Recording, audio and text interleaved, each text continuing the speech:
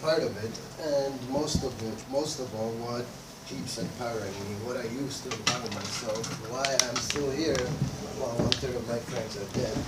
And every year there's at least one person that I know personally who dies of addictions or heart failures, drug-induced and stuff like that. In their 30s, in their 20s, it doesn't matter what age. It is an epidemic, it's true. So 3 years and 9 months ago, I overdosed for the last time. I nearly died. The paramedics told me, you literally had minutes. This is the last go for you. Are you trying to kill yourself? They actually asked me, no. But actually I was depressed at the moment. After that, I started thinking of my daughter, Eliza, and in life in general. She was only 7 at that time. That was the moment when I realized I did want to live, actually, and I got scared. I was so close, I literally saw myself outside myself, which is called astral travel. I didn't want to just rid myself of the drug, the substance itself, but the lifestyle that had brought me with it, because I believe it's the lifestyle that destroys you, not the substance itself, actually. And I needed to empower myself to let it all go somehow. Okay, I will not give up because I have a daughter. And so how did I empower myself? First of all, what I came to realize earlier in my life is that I've always been open to trying new things. I've always kept an open mind towards everything. I've never been skeptical. I've always believed. And that has helped me. A lot of my friends who are dead, they never wanted to go anywhere. Forget it. No meetings, nothing. Not even meetings, right? So today I will share 2 things that empower me the most. 1, I call taking care of your corner. And 2, reaching out. So what do I mean by taking care of your corner? Well, basically what I mean is taking care of yourself. Learning to love yourself, listening to your body, feeding yourself, drinking water, and that's inner work, That's when you develop your inner willpower, This is all inner work. By taking care of your corner, make sure you are, clean and calm and comfortable in your corner. That's when you can finally go on and move on and help others in need, because there's people in need. That's why we're here. And I also ended up taking up martial arts for 3 years, rigorously, every day, and that helped me humble myself, not just learn, martial arts, but learn how to humble myself, how to avoid fighting, but also it helped me to develop a warrior spirit, what I called.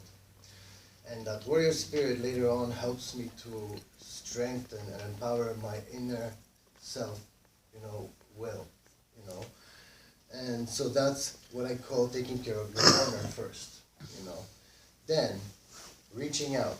Reaching out means getting help from others. Now that's outer work, using all our resources, all our tools that we learned throughout our years. 23 years I've been in this mess, and so I've learned a lot of tools and resources, and I try to use them all if I can. And for example, I've been seeing psychiatrists for many, many years. Some of them have proved to be very good. I see one now once a month. I believe it's very good for you to speak your mind out, because I tell them things I don't even tell the closest people to me, in my personal life.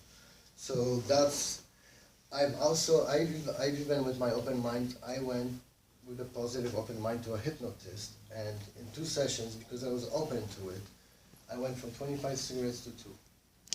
And I quit after that for 1.5 years. What I ended up taking up as well is meditation. I would go to meditation retreats, like 10, 20-day retreats where you're only with yourself, empowering yourself, getting to know yourself actually for the first time. And I would also attend NA and AA groups. On Denman Island, I actually started an AA group and was a chairman and GSR of a group there for 4.5 years before I passed the keys over, and the group is thriving. I just heard yesterday from someone, and it's doing really well, and I'm happy, you know. Awesome. I had moved on because it's been 11 years, and like I told you, I can have a beer and move on with my life. You know, before there was no way. Then also, there is a lot more. I also always reached out to my community. My community on Denman Island is very tight, and they're very amazing, beautiful people who will always be there for you. And they have surprised me so many times. You know, I love them. Actually, you know, I am here partially because of them. You know, I'm here because of many different people. My acupuncturist doctor who saved me from a stroke, and a detox called 31 at his place too, through acupuncture and his Chinese herbs, which I also take Chinese herbs. I drink every day. It's important. You know, it's part of the work you have to do. I also reach out to my family and friends. You gotta see the other side of the coin. You can't always be alone with your mind. That's one of the most dangerous places for a lot of people. Amen. And then I met Laura, a beautiful woman, over 1.5 years ago, and I discovered that revolving around love, and not just as an emotion, but as we as a very love, we are very existence. You know, I discovered that through loving her, you know, I made steps to start tapering off my meds in my methadone program, which I was scared as hell. I was always avoiding the conversation with the doctor and never wanted to start tapering. But now 1 year later, I'm crossing the halfway mark, you know, in the methadone and the benzos, and quit the cigarettes. And I just had 2 root canals and other fillings, and I'm fixing my teeth and getting divorced properly, getting my passports, everything sorted out of love.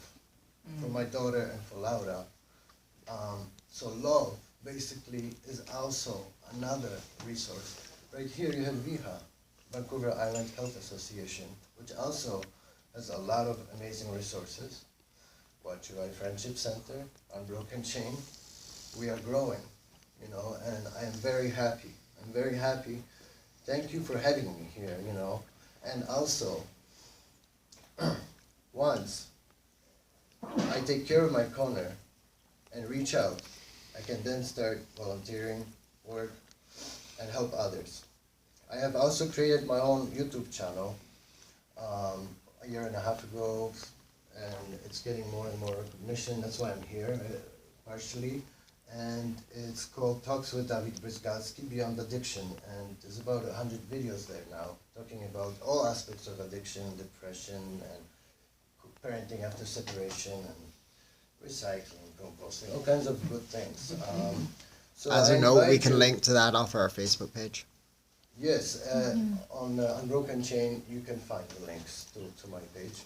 And to end, I would love to say to you guys, empower yourself by taking care of your corner and reaching out. I love you. Thank you. Thank you.